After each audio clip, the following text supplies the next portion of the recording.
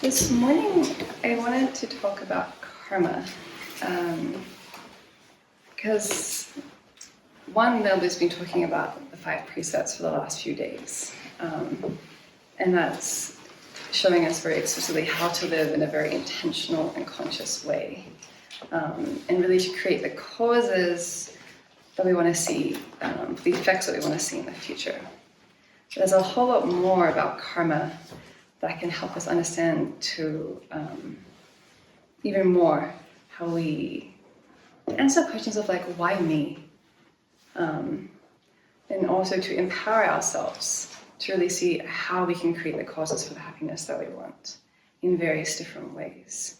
So I'll go through a few things and I welcome questions, and Geshe-la's here to support me with answers that I don't know. I'm very comfortable saying I don't know. I didn't sign up for that. Yeah. I'm here just to participate.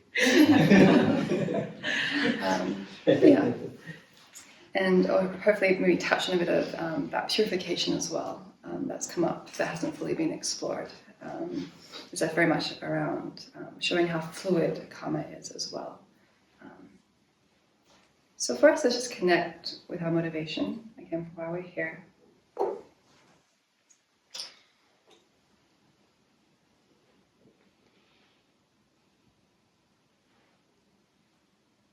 And to touch in with how precious it is to come into contact with teachings that show us how to create the causes for happiness.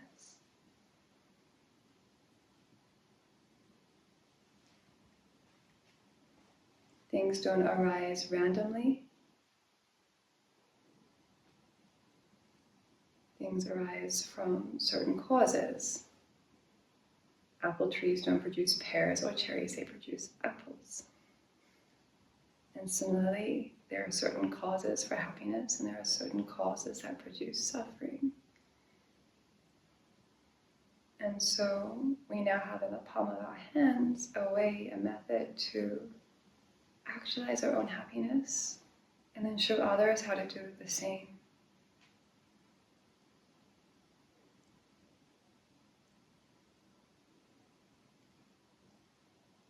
So that's really try and see the Buddha's teachings as being very personal, not just an intellectual activity that's fascinating, but really pertinent to our day-to-day moments,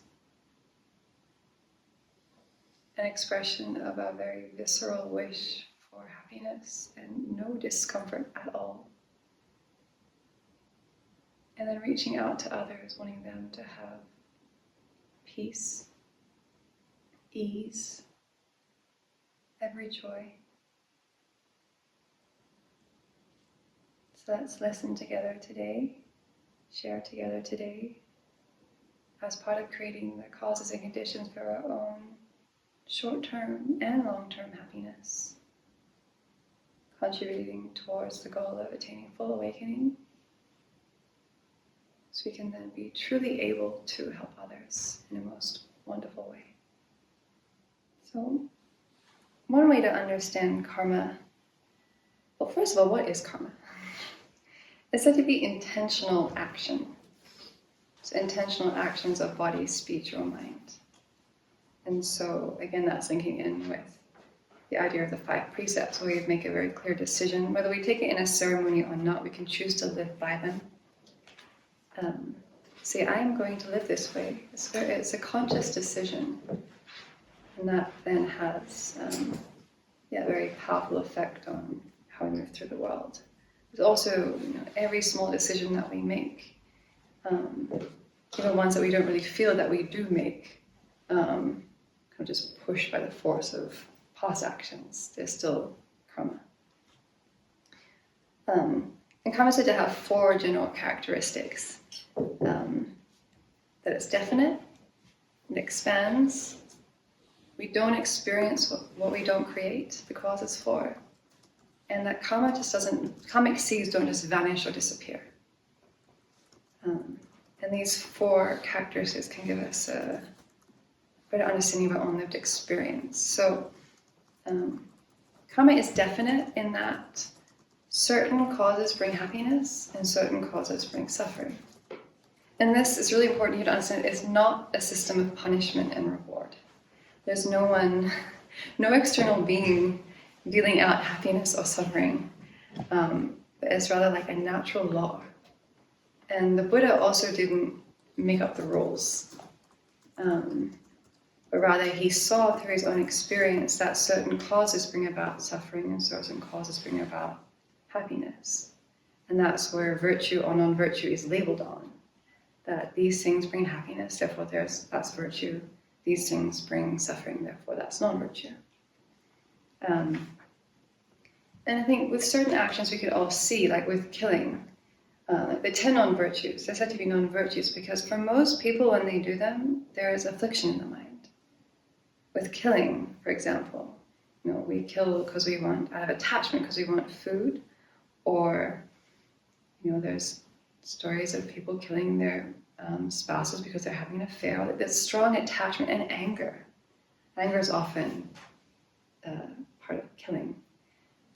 Also ignorance, making animal sacrifices as part of religious purpose. There's affliction often there with killing, so that makes it kind of naturally non-virtuous.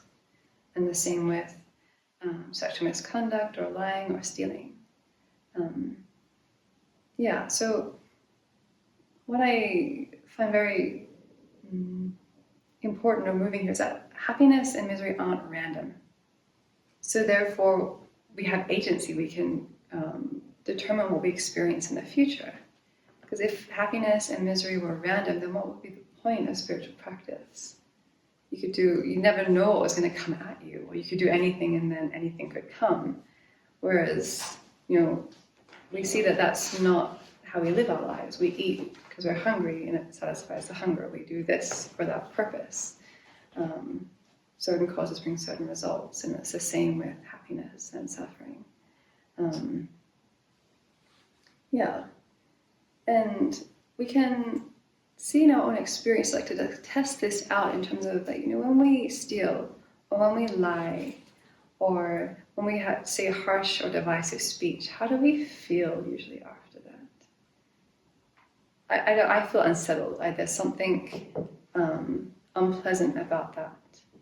And that's just in the immediate short term. But karma also works in a very long-term way, whereas we might experience some unpleasant feelings happening when we engage in those actions in the immediate situation. But in future lives as well, they will also bring suffering results. And also when we engage, we can look at that on the flip side also in terms of encouraging ourselves in virtue, where when we are kind or speak in ways that bring people together, or when we're generous, how do we feel? There is a certain level of contentedness or peacefulness or joy that's there, and that's also virtue. But also then again, in the long term, these positive actions will bring happy results in the future as well, future lives. Things get also complicated. In that, there's sometimes a question like, why do bad things happen to good people, or why do good things happen to bad people?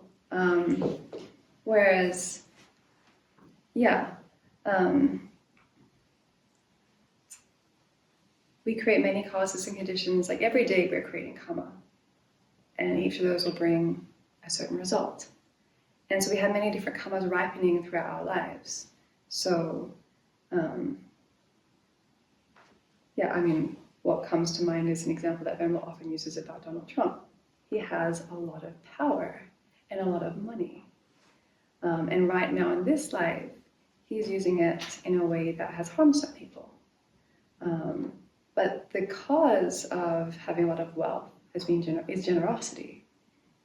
And the cause of having a lot of social influence is often leading people in a virtuous way before.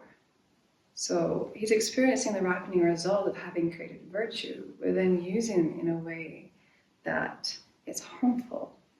So these different it's not linear. Isn't there also kind of like collective karma, or like in a society there are a lot of negative intentions, so that's kind of creating like negative karma, negative results. So even someone very virtuous living in that society, bad things could happen because, you know, there's a lot of just negative karma there, and it's not necessarily something that they like personally caused, or, you know. How I understand it is that we've created the cause for anything that we experience. As a group right now, we're creating collective karma, where virtuous collective karma in terms of listening to and studying and practicing the teachings. So in the future life, we'll probably be maybe together again, doing the same thing, or experiencing virtue. In terms of like people experiencing an earthquake, they didn't create the earthquake, but they created the cause to be there to experience it. But within that, people experience it in different ways. Some people's houses are destroyed, some people die, some people go completely unscathed. So there's collective karma to experience a certain situation, but then within that, we also have our individual karma, where we experience the situation differently. But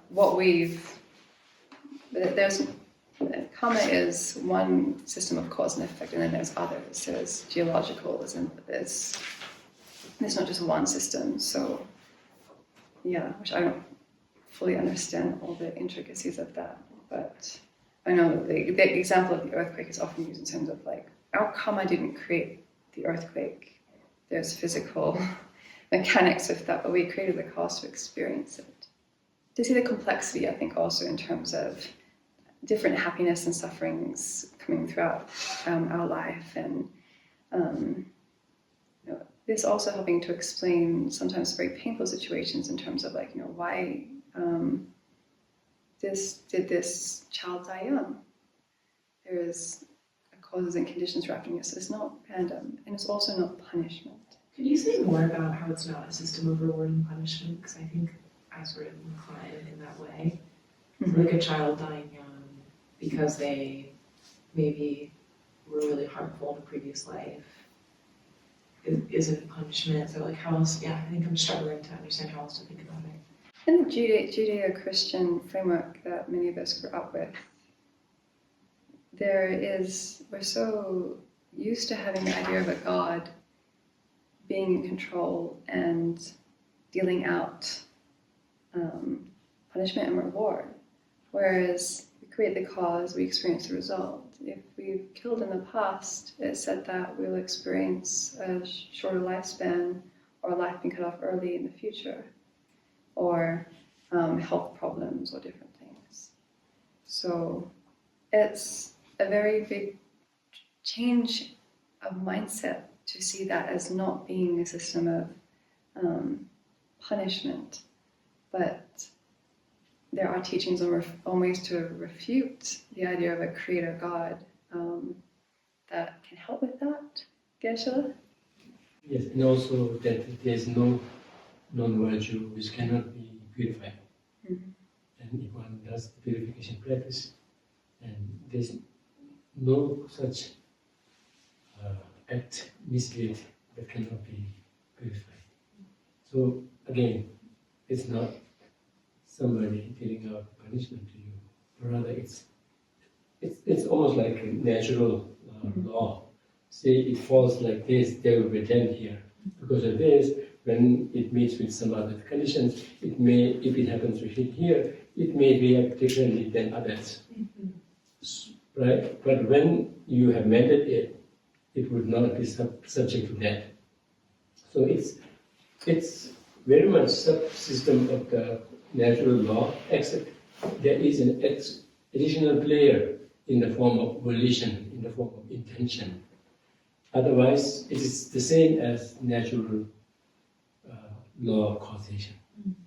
And because there is an additional player in the form of volition, intention, etc., there's this resultant additional element of suffering, happiness, not in the external world. Okay, so this is a hypothetical, but it could be like used, I guess, in any way. But let's say our pets, our animals, like if we have a fat cat, all right, and this cat is fat because we overfeed them, is that cat experiencing bad karma because of its overfedness, or are we experiencing bad karma for like overfeeding it? I don't know. Let me think about that one. I'll keep going and I'll get back to you about that. So that's the first characteristic of karma that is definite. Definite. Certain causes bring certain results. Virtue brings happiness, non-virtue brings suffering. The second characteristic of karma is that it expands. So from a small cause in this life, vast results can come in future lives. And the example that's given from that is how from a small seed, a very large tree can grow. Another analogy that's used is that from small drops, a whole bucket will eventually be filled. And for this one's always puzzled me a little bit in terms of how the mechanics actually work. But I think one way that I've heard it explained also is just down to habit. And we can see that if we do something once, just once, it's so easy to do it again. It's like the tracks are already there. And it's not only that are we more likely to do that small action again, we're likely to do a bigger version of it. You know, small lies often lead us to telling bigger lies.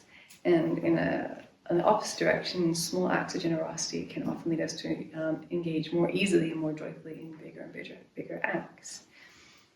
And so this here is really a motivator to see that no action is too small in terms of refraining from non-virtue, but also to cultivate virtue.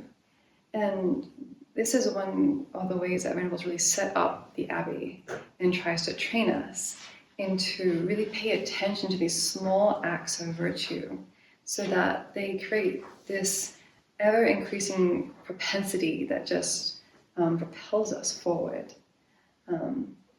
And one phrase that I like in how this is explained is that these small actions that we do become part of our nature. That through repetition, and then also from this life into the next, it just becomes part of who we are. And so that next life we come in and we're just drawn to doing certain things without really any explanation from what we've learned in that life. And so, you know, how we kind of live that here, as you'll see our training of bowing to certain statues or tankas around the Abbey when we enter into rooms, circumambulating like the Kuan Yin statue out there, and the mindfulness of saving the life of even the smallest animal. And these small actions create a certain energy, and especially when we do them again and again, the meaning and the weight and the power that they have can really grow and magnify. And this is something to really investigate in your own experience. And we can see also, you know, small habits of non-virtue where I think speech is a wonderful. It's so rich because we use it so much. But you know, these small sharp words or these small devices of speech can sometimes gain momentum where it becomes quite a strong habit, particularly maybe with certain people, that whenever we meet them, we're bagging this other person out, or we're just gossiping about this, or complaining. And it started somewhere, and then the momentum gains. And that's just in this life. Whereas really the teachings of Come also ask us to look more broadly into, if it's small now, imagine how big it could become, this habit, or into future lives, with the virtue to encourage ourselves in this way, where, you know, even like I don't know how many of you meditate on a daily basis. Like we're doing that here, but at home, I'm not sure what you do. But starting with something very small, 5 or 10 minutes a day, once a day, that can have a huge impact because you're habituating yourself to that, and then it will grow. You'll find a way that that can slowly increase the time, or the stability of it will increase, and from there's just ever more energy and momentum that you can gain. And then again, like how that will increase and fuel your spiritual practice going forward. So yeah, this idea of no action is too small. It can be really a way to esteem ourselves and encourage ourselves when we might be more trained to look at what we're not doing. So look at what we are doing, and then the joy around that can really bolster us up and move us forward. The third characteristic of karma is that we don't experience what we don't create the causes for. This is really an antidote to the why me mind. It's like, why don't I have this? Why do I have this problem? We didn't create the cause for this, but we created a cause for that. And so that helps us to take responsibility for ourselves and motivate us to really, if we want to be compassionate, we need to meditate on compassion. To find, what are the causes to do this? We meditated on equanimity last night. That's one of the causes to create an even foundation that we can create then love and compassion from. Or if we don't want to be angry, then it's like we need to meditate on the antidotes to anger and love and fortitude. Even in small things, in terms of wanting to live in a nice, clean place. I was like, well, then we need to clean it. Sometimes it seems so obvious, but I know in myself, as I'm sitting there, I'm lazy, I don't want to do something, and my mind's complaining about something, but I have the power to create the cause for it. A qualm can come up here that I find helpful, in that someone might say, well, if I don't experience the cause of what I don't create, then how can anyone else help me? It's all just up to me. It's all I have to do it myself. Then how can the holy beings help me? Or how can other people help me or influence me? It's like, well, we're not this self-enclosed container that's impervious to the influence of others. I don't know if it works exactly like this, but I've heard it said, 50% can come from us and 50% can come from the Buddhas. And I think that's just a nice way of showing that we're interdependent, in that if we create virtue and we direct our mind towards positive things, we meditate on compassion, we open ourselves to develop our good qualities, and we're creating a foundation and openness that the Buddhas, Bodhisattvas, our spiritual teachers can meet us halfway and then help us. And this is part of the the practice that we do in the morning with the meditation on the Buddha, where we request inspiration. It's like we are then creating the cause. Like we're saying, help. I'm open towards receiving direction, and then the work that the Buddhas and Bodhisattvas have done can come in as a dependent arising. So I find that helpful to keep that in mind, that it's not just that it all has to come from my side on my own, but we have to do our part. And then what we do is a dependent arising for what can come from others. And this is also shows the importance of who we surround ourselves with. What friends do we choose to have? Because they influence us, and they influence what we choose to do or not do. And we will then experience the result of that.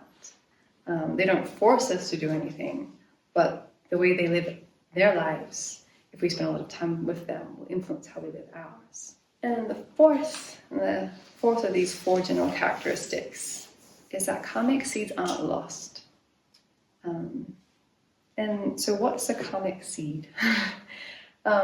Whenever we do an action, it's said that it leaves a seed, or Venerable uses the word energy trace, which gives another perspective. An energy trace on our mind that when the causes and conditions come together, it will ripen and we will experience a certain result. These are very physical analogies for the mind that's not physical, but I think it just helps us kind of map it out.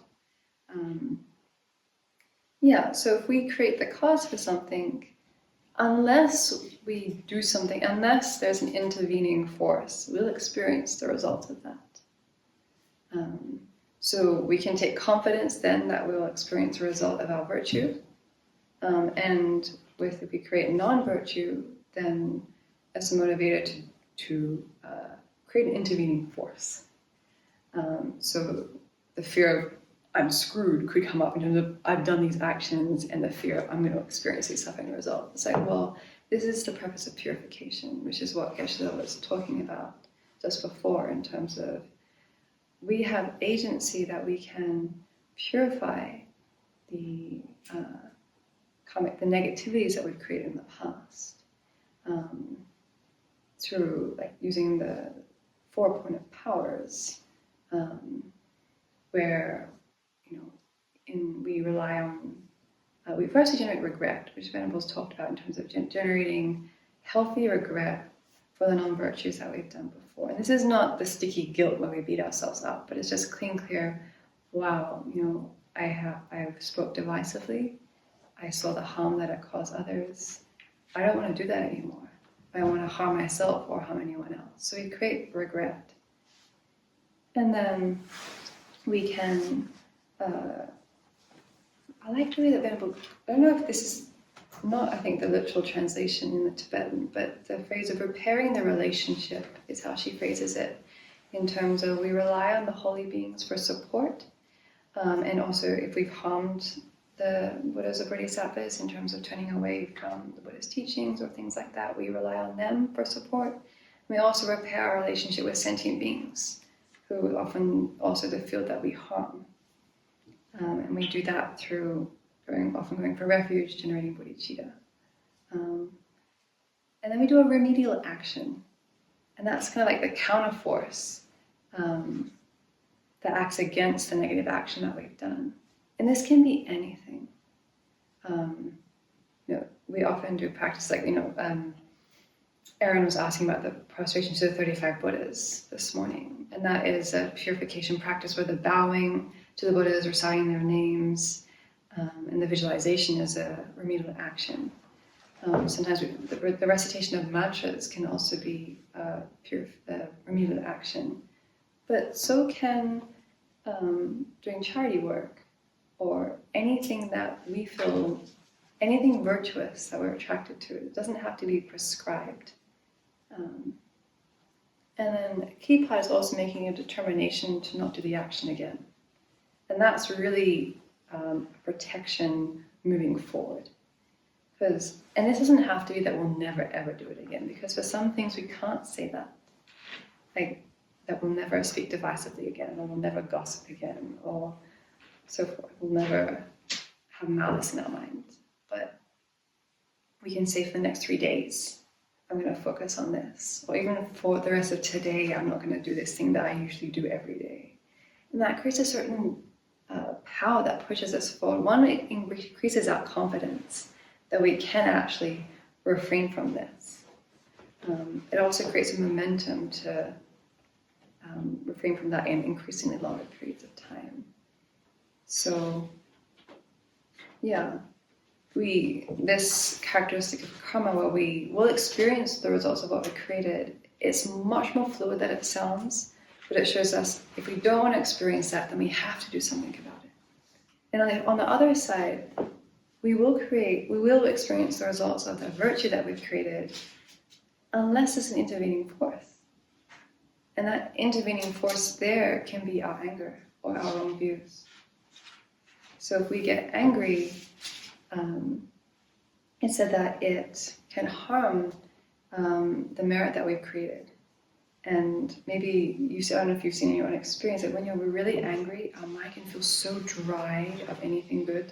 I almost explained that before, and just like, but the merit that we generate is just, it's not so apparent there right then. And that's why we dedicate.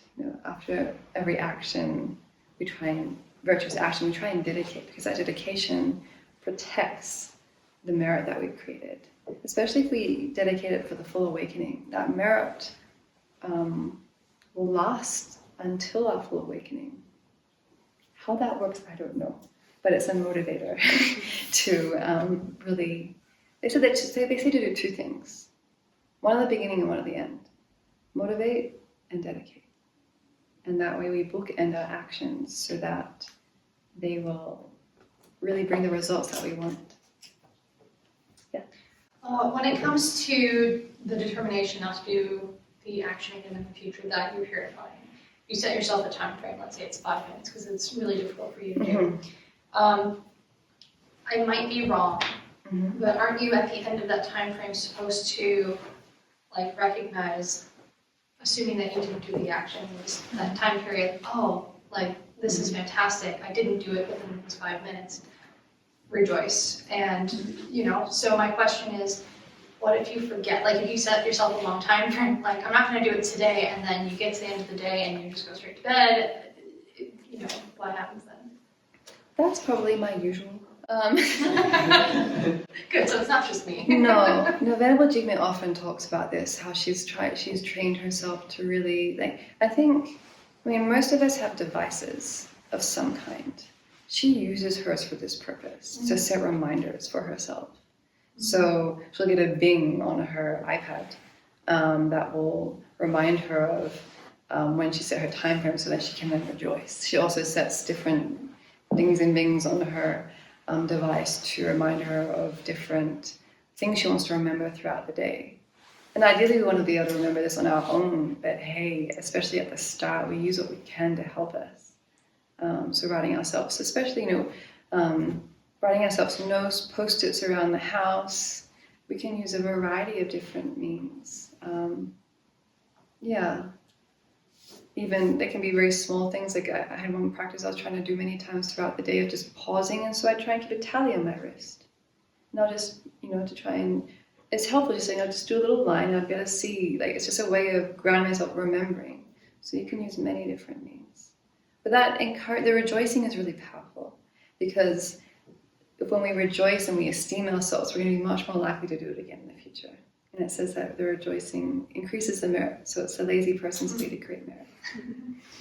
So let's go back over the 4. So in terms of how they help us in day-to-day practice, because that's really what I find is helpful.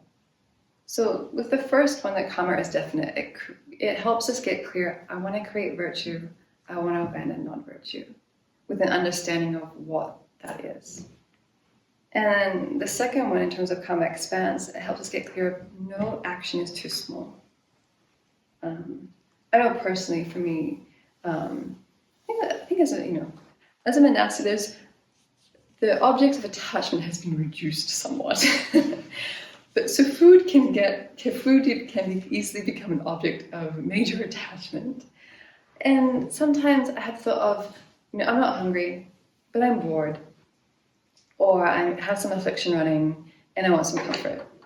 And I'll know that I'm wanting to eat something. And it's like, oh, it's a small thing, don't worry. And in one sense it is, compared to bigger non-virtues. But also these small habits of mind where, oh, it's just a small thing, don't worry about it. It's like, well, it's creating a habit. And it's just reinforcing these ways of looking for happiness outside myself, or these non-virtuous, it's just a small lie. So this second one of karma expands can really help us to refrain from even the smallest negativity and engage in the smallest virtue, with trust that it will lead us to bigger, more wonderful things. The third characteristic that we don't experience, or we don't create the cause for, helps us to get over the why me and to get off our butt and practice. Create the causes. No one else can do it for us. And the fourth one, that karmic seeds aren't lost, helps us get motivated to engage in daily purification and to motivate and dedicate as much as we can. That's the first set of 4. Any questions around those? So, as far as the Buddha saying, don't take my word for it, test these things yourself, cut them, burn them, don't trust or believe based on blind faith. I'm wondering how we are to take his teachings that go beyond our direct experience, such as future lives, past lives. I understand them intellectually, but given his own directive, how are we to test these things ourselves beyond the scope of our own experience? I have a few ideas. There's probably many more. I've heard that we can, rebirth, past lives can be proven through logic and reasoning. And I think Venerable Seppel led you in the continuity of consciousness meditation, where the beginninglessness, the continuity of mind, we can kind of prove that to ourselves by following the moment of mind, back. It's like, well, what was the cause of this present moment of mind? And when the mind was first in the womb, must be another moment of mind. And this was one meditation that initially when I did, I got incredibly frustrated with and quite angry because I did it quite early on when I first met the Buddha's teachings, and it just didn't really make much sense to me. But I was doing the Discovering Buddhism course by FVMT, and it was part of the course, so I did it again and again and again. And it was helpful to just this mind that I always have, that's just this constant flow. Even when I go to sleep, I don't just disappear and go into nothing and then reappear from nowhere. It's like there's a continuity that's there, and we know from our dreams and everything what we go to sleep with, we often wake up thinking about. Our lived experience now can help us understand the mind, the consciousness that joined the egg and sperm in our mother's womb, it didn't just come from nowhere. Our own grounding ourselves also in our own lived experience of I think it's random to explore that. I mean, certain things might seem to be because maybe we don't fully understand all the things that are in there, but we eat to quell our hunger, we wash to make things clean. There's so much cause and effect that is just assumed throughout our, as part of our daily rituals, that if things were random, why would we do them? That's why I find it helpful. There's these, the intricacies of karma says that only the Buddha can know. All the causes and conditions that come together to make a pea round or the colors on a peacock's feather. It's I don't know. But there's so much tangible things that we can see that if we apply these small examples to other things that we don't understand, it raises certain questions the Buddha's teachings might make sense if I say that, well, I eat to quell my hunger. There's cause and effect there, and there's causally concordant things, certain things of food, other things not. If I eat stones, it's not really going to help me. There's certain causes produce concordant results. So that's one thing. Another thing in terms of past and future lives. I mean, there's all the stories of people remembering past and future lives. And there's Ian Stevenson was one professor who's documented things in a very scientific way, gathering these stories and gathering information from a lot of different sources to verify the memories of these small children about their past experiences, children who remember their past families and things. Even beyond that, and this actually leads into some of the results of karma that I'm going to talk about next, in terms of we don't come in as a blank slate. I think none of us are parents here, but I'm sure if you ask your parents, babies come in with a personality. And brothers and sisters, even twins, they come into the same situation, but they have different propensities, different interests, different talents. How do you explain that? Normally, just explain in terms of what we did in the previous life. Geshe, do you have something else to add with that? You did a wonderful job. Okay. Thank you so much. Okay. Yeah, and you gave me some very good insights into things. Yeah. One thing to share about the continuity is that, in a way, everything has beginningless nature. Nothing comes from nothing. And therefore, not just mind, but everything can be traced back beginninglessly. Not as itself, but what goes into making it. And that's where science comes in, saying energy is constant. There's no creation and even no destruction. It's constant, right? So likewise, we speak of mind in the same term, saying it is nothing different than the physical things. If they require a prior cause, mind as a phenomenon should. Now the question is mind different from brain? Is it just brain's property? Is it a physical thing or is it not? So if that question is raised, then mind as a separate entity having to be proven to have a beginningless continuity doesn't arise. It all boils down to where brain comes and what not.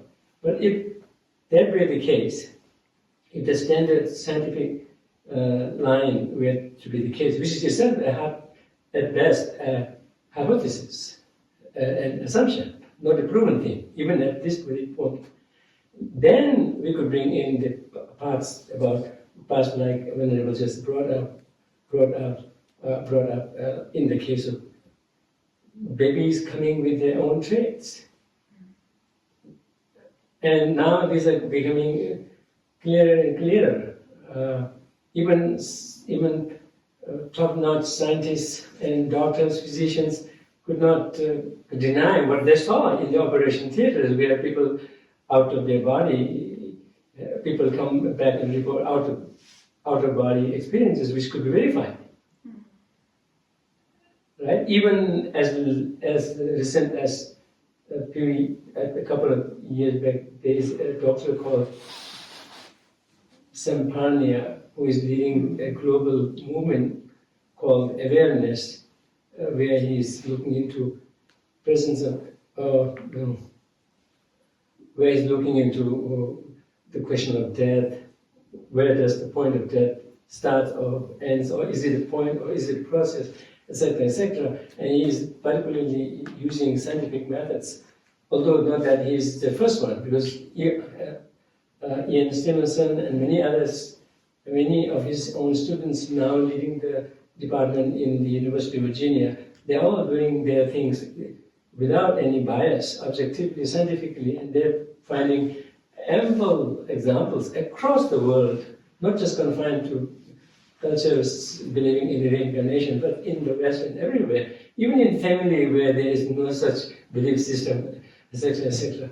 And so those are, at the best, evidences pointing to something. And when children so innocent are saying something almost in a matter of fact, very casually, whatnot, which could be then proven, verified, it says something.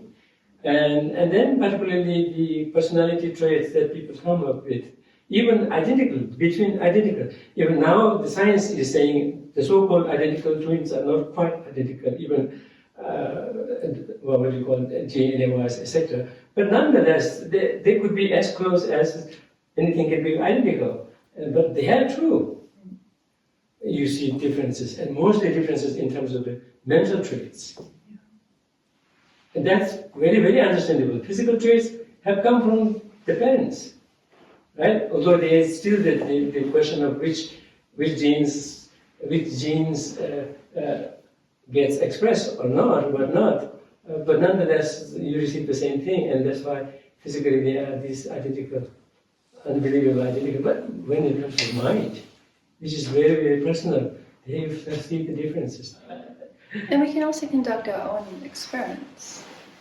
Geshe often talks about conducting our own experiments to test out Buddhist psychology. And with the whole thing about karma expands, we can test that out in terms of doing small actions and see how does that affect me? Am I more likely to do this again? Does the momentum build up in me? Or even not just, we can look to what we've done before. There's a lot of, again and again, Ben will often just emphasize, it's like, look at your own experience. Looking back, this is the power of the analytic meditation, where we take our own life and examine it again and again from different angles to see, is it true that when I engage in the 10 virtues, how did I feel? How did it affect me? What result did it bring, short-term, long-term? When I engaged in virtues, how did I feel? What effect did it bring, short-term, long-term? And through that, we can test the Buddhist teachings and find, it might not be the evidence that we're used to in textbooks and things like that, but we can get a felt inner sense. This leads very well, though, into the results of karma. Because karma is said to have 4 different types of results, and I think we're probably familiar with the first one. It's called the maturational result. It's the body and mind that we take in another rebirth. You might have heard of throwing karma. I like that term in terms of at the point of death, one karma will ripen and will throw us into another rebirth. Throwing us in terms of we don't really have any control. We're just like a ping pong ball that we've created the cause, the karmic seeds on our mind stream, certain causes and conditions at the time of our death ripen, and it ripens and we're thrown into an unhappy or happy realm of existence. Miss explains, why animals are in, we can see 2 realms, animals and humans. And then the other realms that we mentioned, the hell realm, predator realm, the predator realm being who we offer the bread to after lunch every day. And then God and demigod realms that are like celestial beings, not creator gods, but heavenly beings who have a lot more sense pleasure that we do. Then there's 3 more other results of karma that really help to flesh out our own experience, like the answer of why was I born me? And so there's 2. One is that we experience results similar to the cause, and this has 2 aspects. And one is that we experience the results similar to the cause and what we've created. So this is this is the boomerang effect, right? That we experience similar things that we've done to others. And this can be really oversimplified in terms of I hit Joe, so Joe hits me. It's like, it's not like that. But if we engage in physical harm, then we will experience physical harm in some form in the future. So this is the uncomfortable answer to why do children die young? Because they created the cause before in terms of physical harm. Why do people have long lives? Because they protected life. It's not that this continuity of consciousness exclusively did that. We've all done everything it said. But karma ripened in that lifespan for that to happen. Some people have long lives, but their lives are riddled with illness. Some people are very healthy and they die short. So it's a whole mixed bag. So and this goes for virtuous and non-virtuous as well. So, healthy body, we've given medicines to others, we've taken care of them, we've protected life.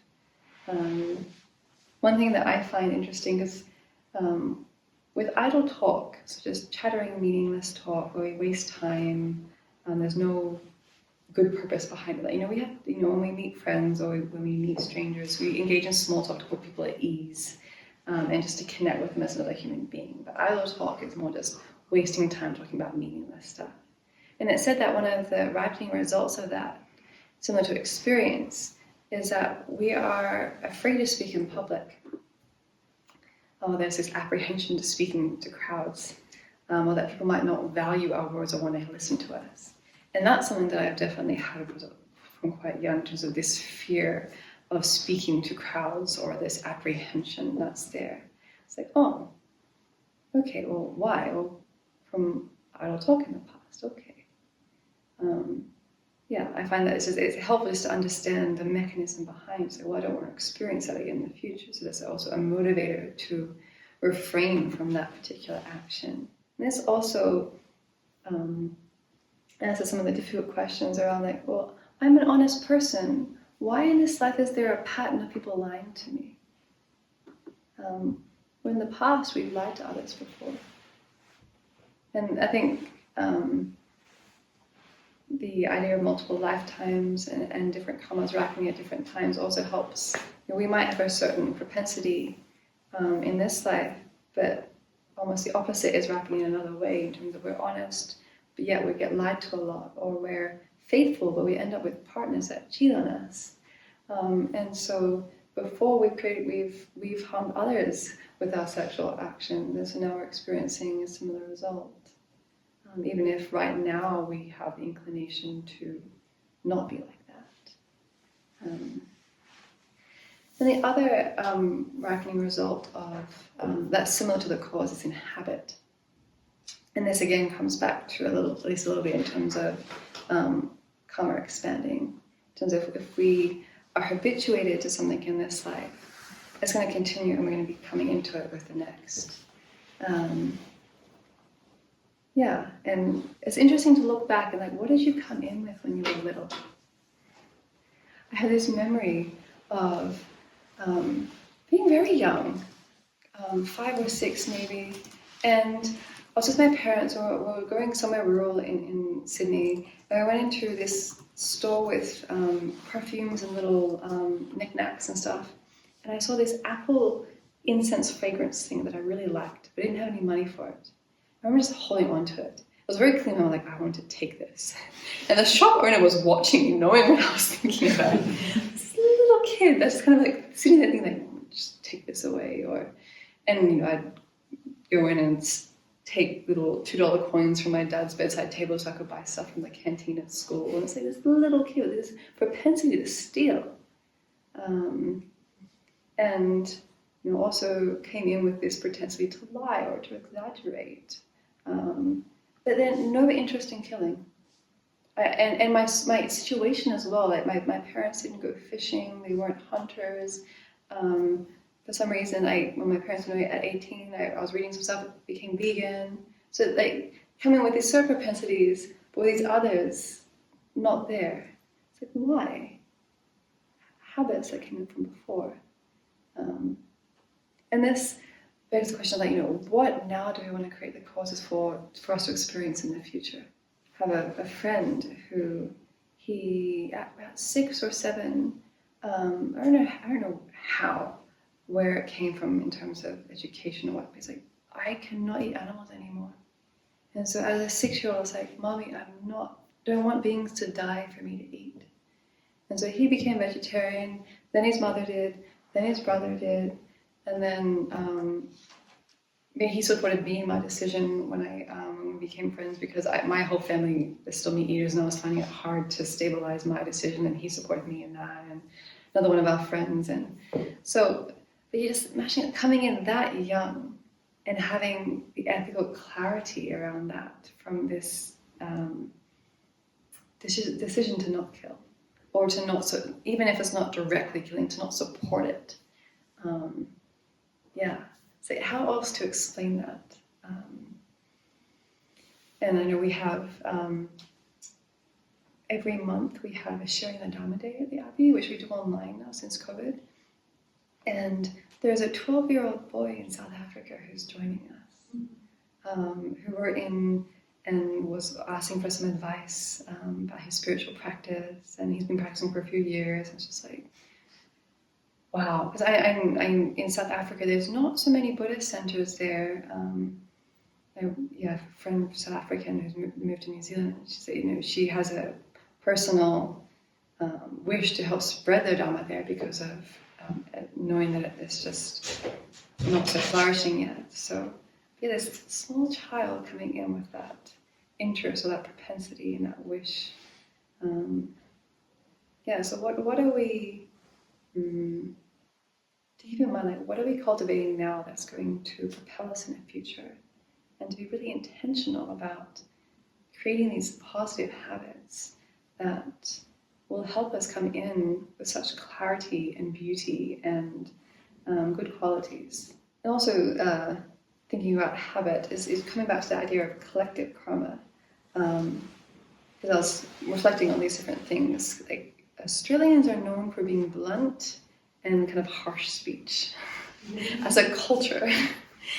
And so to see that as a habit, it's like, wow, there's this whole group of people, a whole culture that has this habit of speech kind of habitually coming in. And in different cultures have the different ways.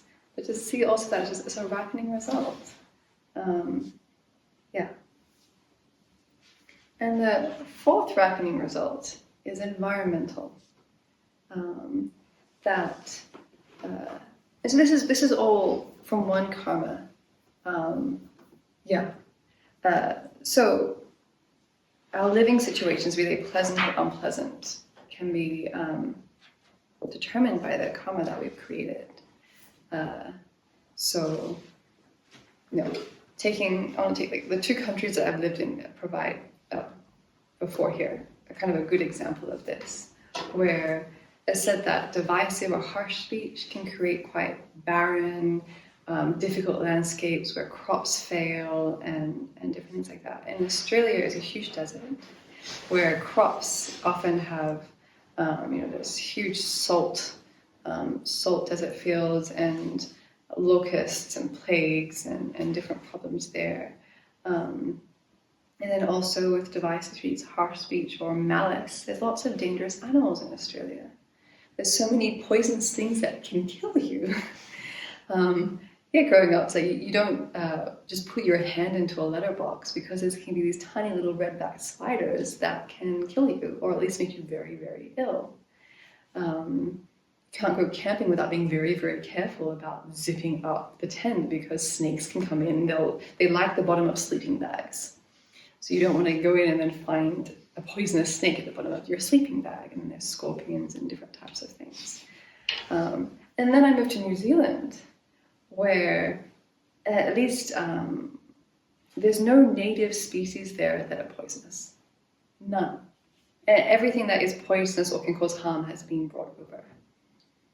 And so it's completely different collective karma of the people living there to not have these animals that can harm or kill. And yet there they have very rocky and uneven landscapes, which in one sense is said to be the ripening result of negative karma. But I remember when Venerable was teaching this, I said, but in New Zealand, this is part of the beauty. People come here for this scenery of the cliffs and the beautiful waterfalls and the rockiness. And just like, well, if this experience is pleasant, then it's not a ripening of bad karma. To view our environment like this is really helpful and we move throughout different spaces. I grew up in Australia in this certain environment, but then I moved and experienced something else. And I created the causes for that. Yeah. I was going to ask for throwing karma for the seed that ripens at the time of death. Is that just sort of like a hand in the fishbowl, like anywhere in the billions of lifetimes? All right, this is what's going to happen now? No, okay. No. This is why it's emphasized in Buddhism about dying with a very peaceful mind and dying in a very supportive environment that, it's sobering to think that one karmic seed out of the many throws us into another lifetime, especially when we think about how many karmas are creating throughout one day, right? And it's one that determines where we go next. But all of our practice is about preparing for the point of death. But if we can familiarize ourselves with loving kindness, compassion, wisdom, refuge, bodhicitta, now, then that is the only way that we're going to be able to have that at the time of death. And that can protect us. It's said that if we die with refuge in our mind, we're protected. That a virtuous karma will ripen there because of our virtuous state of mind. Or we have bodhicitta in our mind. And this is also like relating to, we were talking about how it's important to try and have a virtuous mind when we fall asleep. It's a similar thing in terms of if we go to sleep with a virtuous state of mind, that carries over and influences the whole of our sleep and how we wake up. And that falling to sleep and waking up is often an analogy used for dying, being reborn. Similar. Practice, at least. Yeah, so we try and die surrounded by our spiritual friends, not necessarily family that might be grasping at us, that where all our afflictions are going to be aroused, where don't leave me, you can't leave me. Like, can you imagine how that would pull your heart? And it's like the clinging and grasping that could arise there. So to have supportive friends that can remind you of what to think about.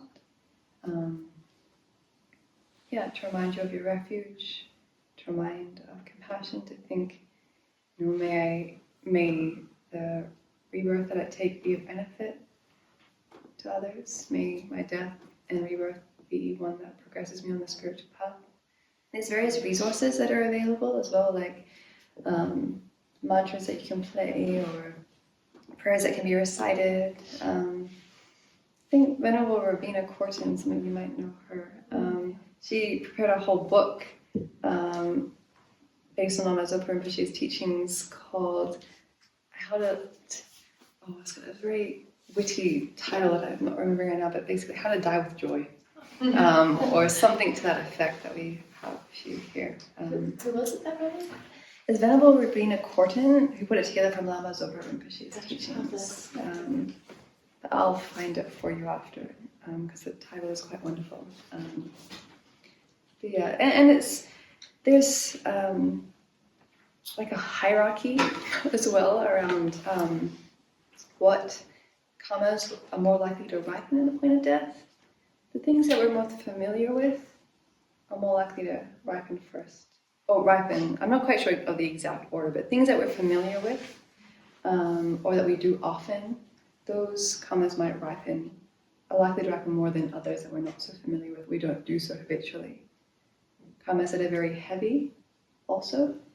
And heavy meaning in terms of, like Venerable mentioned yesterday, that killing our parents is a very heavy karma because of the kindness that they have shown us. So to take their life is very heavy negativity. And on the other hand, the virtue that we create in relation to our parents is also very heavy because of in terms of repaying the kindness to those, that field of kindness towards us. And the Buddhas and Bodhisattvas are also heavy objects of virtue because of the amazing good qualities that they have.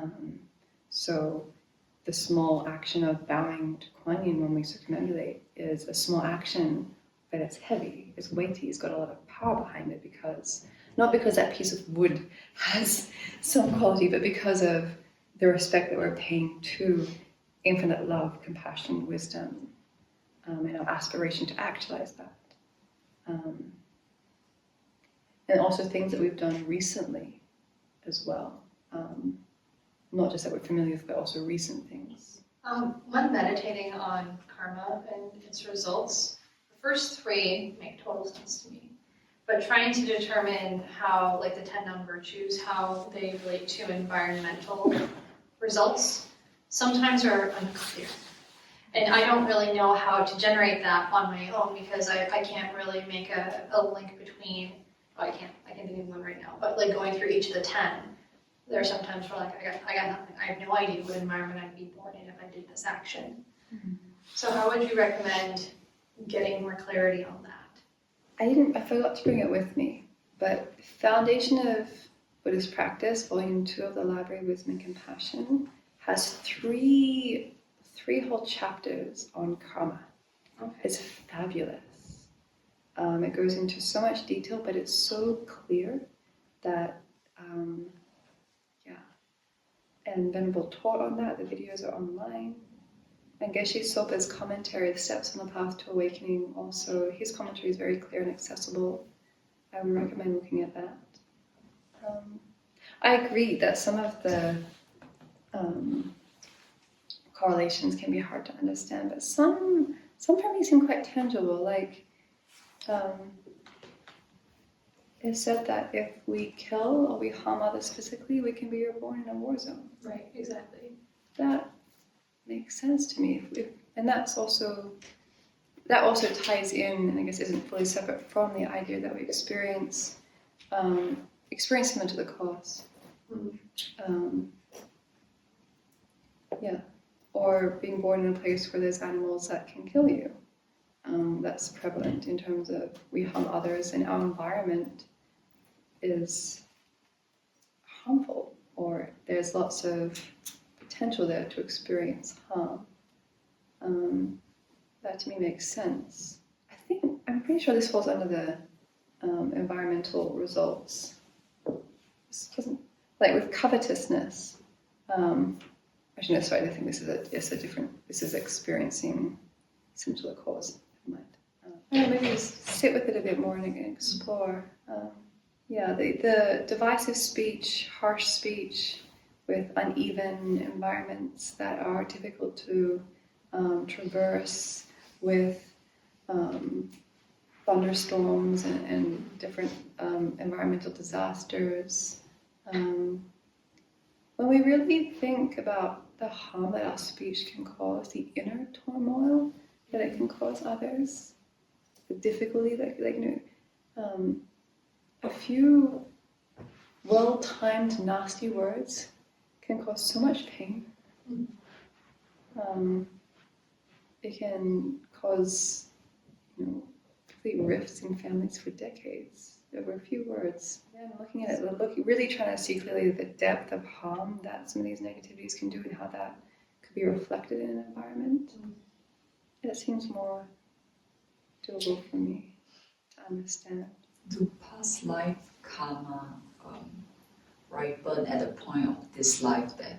You mean when we die, is it karmas from past lives that ripen at the point of death, or karmas that we create from this life? I'm not entirely sure. I think it could be either. And I think it might come back to which karmas are heavier, done more frequently, done more recently,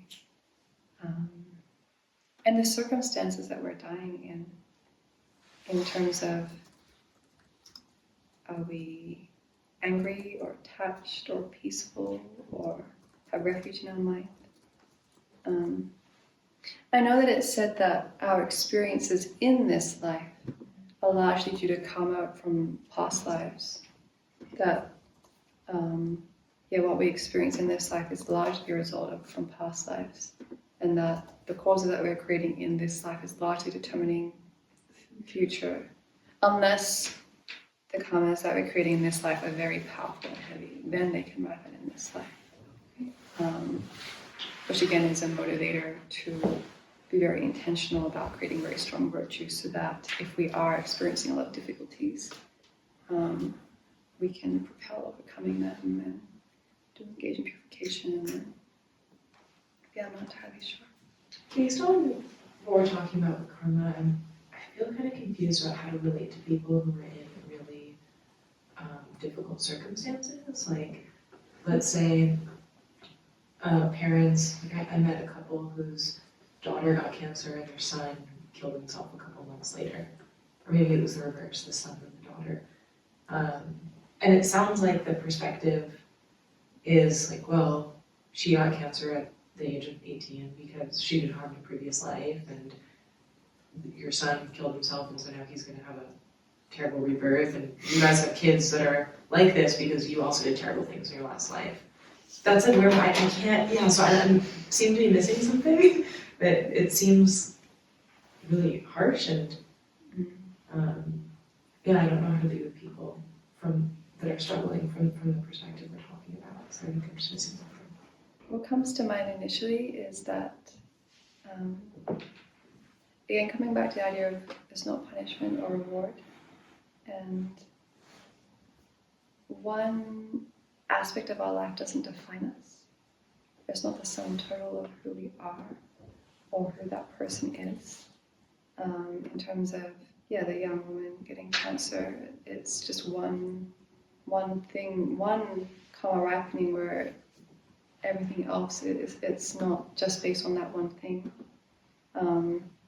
And the children's actions isn't necessarily a reflection of the terrible things that the parents have done, because the children, their lives or their karma are their own. Usually, regarding karma, when something has already happened, then it's good to think of it as what's coming result.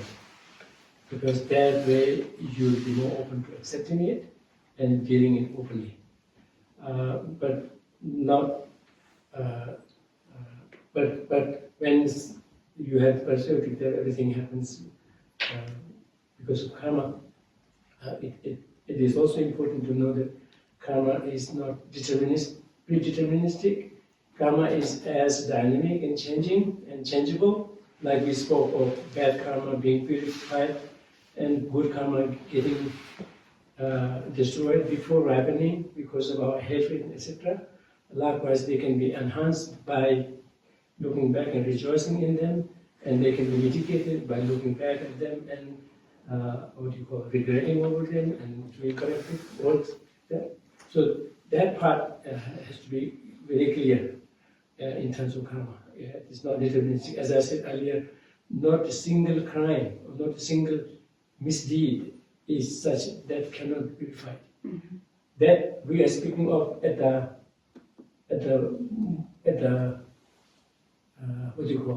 more deeper and correct understanding from a Buddhist point of view. By which I mean to say that you will come across Buddhist texts dealing with this level of philosophy where it will say these karmas are exception, they cannot be purified. They result immediately. There is a reason to say those things at that level to those beings whose understanding is philosophically and otherwise at that level. But that is not definite. That is interpretable, provisional, and they are kind of refined further. Just about any topic you take, how it is dealt with at this level of philosophy will be slightly refined or deepened at this level likewise. So that's why at the highest level of the Buddhist understanding, no misdeed is such that cannot be purified, even the very heavy ones also. And that knowing how things work, how world works, help in dealing with them. Likewise, how karma works, which is how everything, including an element of volition, etc., combined together works. Knowing how that works helps you deal with it. And I give you an example. Suppose you have a ball of iron. It's so heavy, you have to cross the water. And you carry it like this, there's danger that you will not make there. You will drown with the iron. Now you take your time in flattening it so thin enough that now it can be wrapped. You sit on it and wrap, and then you get across, and then you get the entire amount of iron back there, right? So that's how karma is dynamic.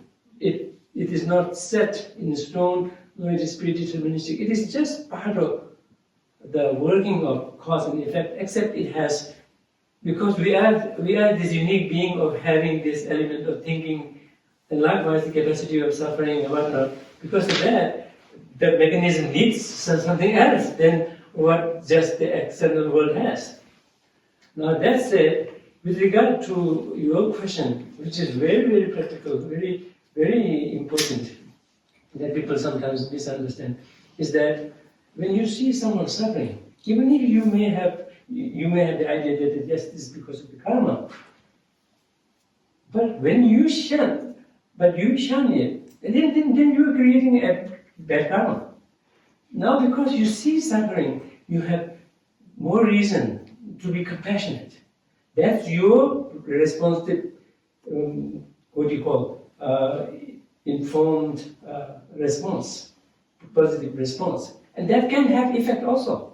It's not that karma is fixed and that what happened has already happened, and that's how karma has happened. But what has happened in terms of changing will depend again on concrete causes and the conditions. Just as the creation of the act itself and the ripening depended on the causes, conditions. Like any from among so many karmas, what gets ripened is dependent on condition. Likewise, what matured is dependent on condition, and how it will be handled, endured, etc., will depend on what conditions you can bring in. There you can play a very positive role in bringing in making them less suffer. If you say they are not accepted, you can make them accepted with the reality that cuts down. And then also there are physical things that you can do, that you can help with. And you are creating a positive karma, and it's not like Venerable also took time in mentioning earlier. Karma is not what do you call tit for tat between two specific individuals. That's not the case.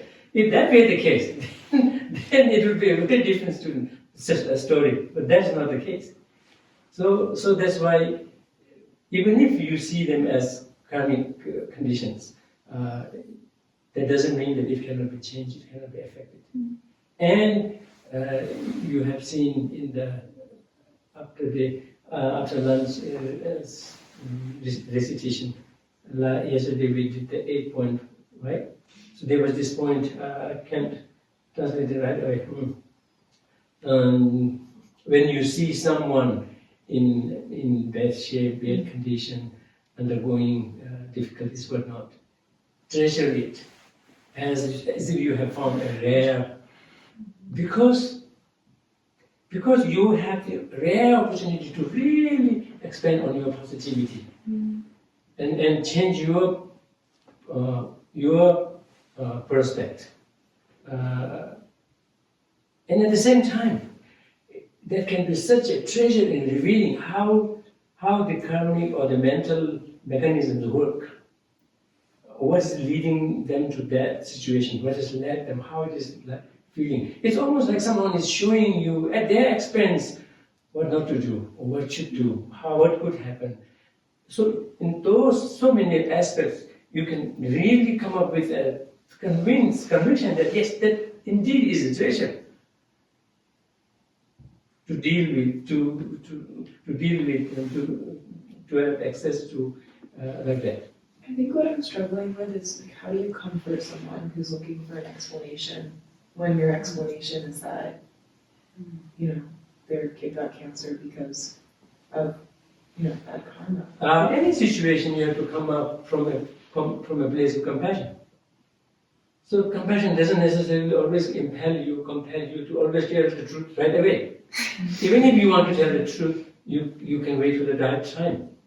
Right person, right time, like that.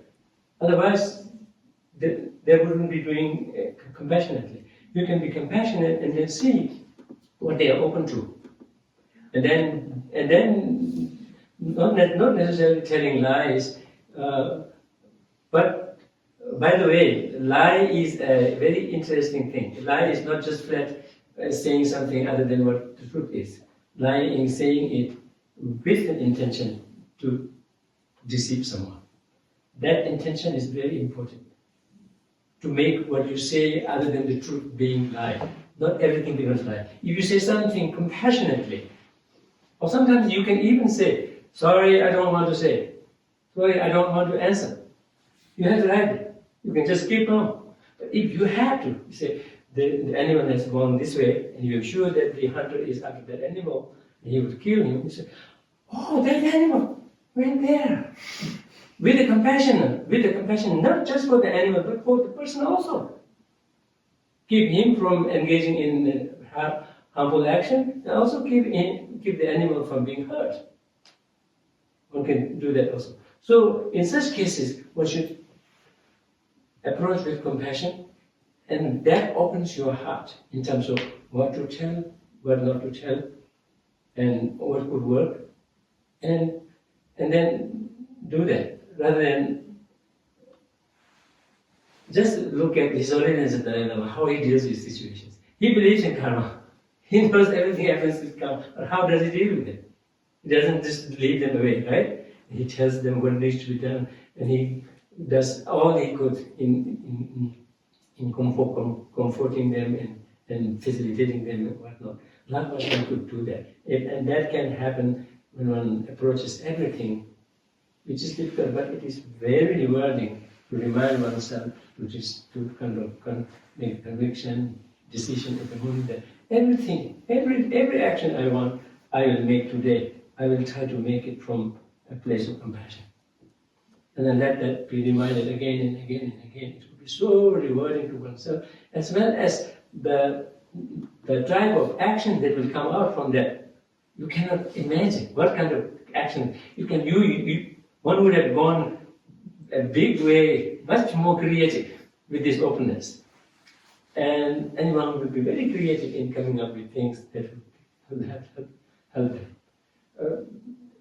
In such cases, the main thing is to accept that. At least you can say, this is the reality you're going through. Be friend with it, right? What was that? Maya Angelou has some saying, if you cannot win the battle, join the army, join the enemy, right? But, if you can't beat them, join them. You join them. No, you're the winner. So what I was saying is, kind of, at the very least, make them accept the reality. This is the reality. Now think of how you could turn it around. Use this as a way of relating to others undergoing similar situations. Have empathy. If you generate empathy, now your sorrow, your anxiety has been replaced by empathy. That makes you feel much better. And that's because of the sickness that you have. And now you have a different perspective to it. You're appreciative of it being a support. Such a rare support that not everybody has the privilege of having, that can generate empathy. And that then serves as the ground to generate compassion. Right? And then, if they are open, kind of think of the giving and taking example, the giving and taking practice, saying, this is the suffering I undergo, and I have a first-hand experience, right? I have a first-hand experience of what it feels like. Now I can relate to others. Whoever is going through this, I can relate to them, I empathize with them. Whoever has not yet been struck by them, may they never be struck by it. May what I'm going through, do it. Like that. One can do that. And that you can do that on your very practical, realistic situation. Not others can do it. Others only have to fake out. Right? They have to fake. But you do not have to. So that's how, first and foremost, always make a decision, make a conviction after having done some research in how compassionate works, feels like, works like, and affects your whole body, your mind, your cognition, everything. And also look into the research, the ample research is there. So kind of garner strength of this support behind compassion. And try to then remind oneself to kind of do every action from that place, with whatever level of compassion you could generate, and then increasing. I mean, then one will begin to really appreciate how precious, what a potential this body has. Any extra amount of time one could have in this life would be something treasured. That then now you have the hope and the confidence to turn it around into something. I'm just wondering, because I did the Vajrasattva retreat in the winter time, and I guess I'm just thinking, when you do purification, are you being purified, or are you kind of purifying your own mind by kind of externalizing this deity and then kind of visualizing the light, but you're still purifying kind of your own mind stream? She's saying, the question is it like an external being purifying me, or am I doing purification myself? Yeah. Maybe both. Well, I think this comes back to the 50-50 thing, Yeah. which I think is just a heuristic to see the interdependence, where it is, we engage in the 4 point of powers, right? We turn our mind to rely on the holy beings. We generate compassion and bodhicitta towards sentient beings in terms of their repairing the relationship. We can generate regret. We engage in the remedial action if it's reciting Vajrasattva's mantra, and then we make the determination to refrain. So we are purifying our own mind in that way. But we're doing it in relation to a holy being as our support and guide. And in this case, reciting the Buddha's mantra, which is said to have a particular force behind it because it was uttered in a mantras are said to be words uttered out of deep concentration by an enlightened being, so they have certain power to it. Again, I have no explanation for that, but through doing mantra recitation, it does have an effect, and the different mantras have different energies behind them as well. If we can test that and see that in our own experience. But from my mind, it's helpful to see that as the agency is coming right back to me. But I do it in relation to beings that support me in that. And people engage with the Vajrasattva practice in different ways as well. Some find it very powerful because often we imagine Vajrasattva above our crown, and some people find it very powerful to really focus on the visualization. And we also imagine the light streaming through us and focusing on that can be very helpful, or focusing on the mantra, or focusing more on the regret. I think because of being raised Christian, I focus more on my own mind and what it's doing than the deity above the crown of my head, or I focus more on the light coming through me in terms of trying to shake the sense of solidity. Because often when I feel like if I've engaged in negativities, I can get really tight around it and beat myself up, and it feels really solid, and I feel really solid, and there's this bad person sitting here who's done something wrong, has experienced something terrible because of it. And the light, feeling my body filled with light and the different visualizations that come with that can loosen that. I often don't really focus so much. I feel I connect with the presence of Vajrasattva above the crown of my head, or I connect in with my sense of refuge to start. I much more focus on what I'm doing, because that sense of agency is more helpful for me as part of the purification process. Then, but that may change, because I've seen, I do that practice daily, so it changes depending on where I am. This is kind of going off what he was saying, but sort of like, kind of going off of like karma and, negative things happening to you. Where it's like, I've noticed like a phenomenon where, at least for me, like in my own life, I've noticed like the most spiritual growth happening through adversity, and seeing that happen for others too, and, kind of hearing of, you hear of people in certain situations that turn to faith and spirituality because they have nothing else and they're kind of forced to. I don't know, I guess like sometimes it can be seen as like a gift, or, like a catalyst for growth. And I'm wondering like if there's anything sort of said about that specifically, and kind of the acceptance, not really like in a masochistic way, like I don't like want more pain necessarily, but like just like, I don't know, like the seeing it as more of like a gift. Yeah. There's a whole set of teachings called thought transformation teachings, which is the 8 verses that we recited yesterday as part of called Lojong in Tibetan, where it's about taking adversity on the path to awakening. So we use these situations that are difficult to get clear about the disadvantages of cyclic existence, to see as like, wow, if I created the cause for this is the result of non-virtue, may I not do this again because I don't want to experience this again. I don't want anyone else to experience this again. That really shows up our renunciation and our compassion, if we can see it that way. If we can get over the pity party. And I saw someone was reading it, the Wheel of Sharp Weapons, Good Karma, that Venerable taught on the Memorial Day weekend, where there's all these beautiful verses that kind of say, you know, if I'm experiencing this, it's because I did that. And seeing as the culprits being this self-grasping and the self-centered attitude that Venerable Deku beautifully talked about yesterday. That it's that scat mind that's bringing about these results, put all the blame on that self-centered thought.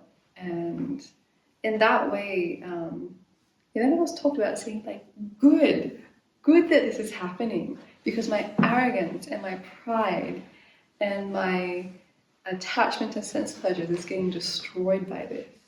I'm going to see that, you know, I need to engage in practice. I need to stop thinking about just myself and work on the path. So in that way, we can say goody. Not that we're asking for more. Like, you know, we're not asking for suffering, but we can change how we relate to the suffering. And yeah, to almost like welcome it in because of the lessons that we can learn from it. So there's the 37 practices of Bodhisattva. There's the whole tradition of the thought transformation teachings and the 7-point mind training. Yeah, I can show you some books after. But yeah, it's all about trying to change how we view things.